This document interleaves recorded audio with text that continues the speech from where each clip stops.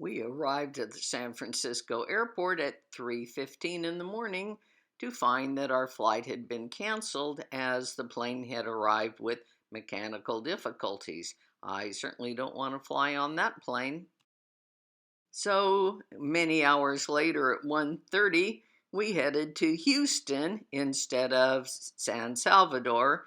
And from Houston, we had a long layover and then flew on to Santiago, Chile. There's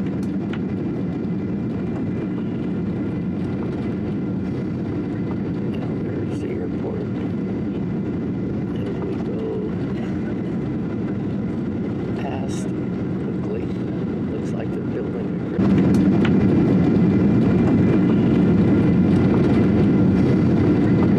There's the airport. As we go past quickly, looks like they're building a great big new one. Expansion. Thanks.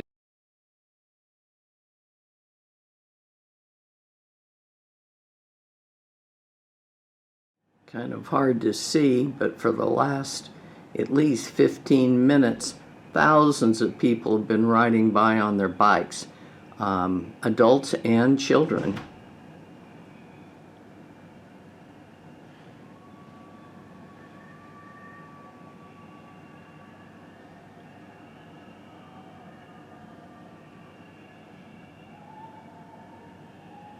Oh, there's some skateboarders in there.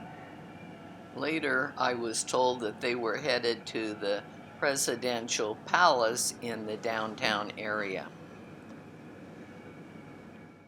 We headed out for a tour of the city. Unfortunately, due to the civil unrest, we were unable to visit the beautiful old colonial center of Santiago. Our first stop was Vitacura. This is one of Santiago's most affluent communes. A commune is the smallest administrative subdivision in Chile. Vitacura is one of the most expensive and fashionable areas of Santiago. The building on the right, back towards the center of town, is the Gran Torre Santiago, completed in 2013. It's the tallest building in Latin America at 980 feet tall, with 64 stories, plus 6 more stories in the basement. Is Vitacura's City Hall, and this is very interesting building. It was got a very important prize in architecture competitions. And if you live in the area and want to get married, you get your license here. You register your kids here, driver's license, divorce, everything is done here. Pretty fancy city hall, won a bunch of awards.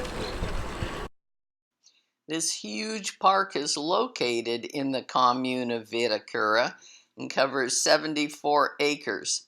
The first stage was completed in 2007 and the second in 2011. They have some real cool climbing apparatuses and other playground area things for the kids. I thought this divider plant wall was pretty nice. One of the most popular parts of the park is the large man-made lagoon featuring lengthy boardwalks and beautiful views of the water and the city skyline. It also is home to dozens of black-necked swans and other unusual fowl and fish, which can be fed by visitors.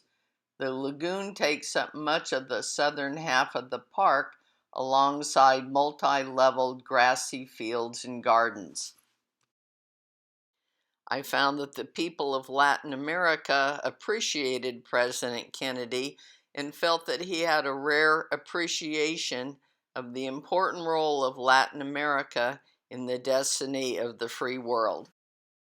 In 1544, a tract of land was given to the female Spanish conquistador Inés de Suarez. On Wikipedia, I learned she had quite an interesting life. And then over time, the land was passed down to several different families. In 1803, the Dominican order inherited a large part of the estate, and by 1809, the friars began building this church and an adjacent convent. In the 1970s and early 80s, Pueblito Los Dominicos was born to house the workshops and stores of craft workers and artists. It houses all kinds of traditional crafts, including leatherwork, woodcraft, sculptures, paintings, copper cookware, fine jewelry, pets, flowers, medicinal herbs, Chilean plants, and also some traditional foods. There's also several restaurant and food vendors amidst the ponds with live fish and large bird enclosures, including a peacock and a macaw, along with chickens and doves.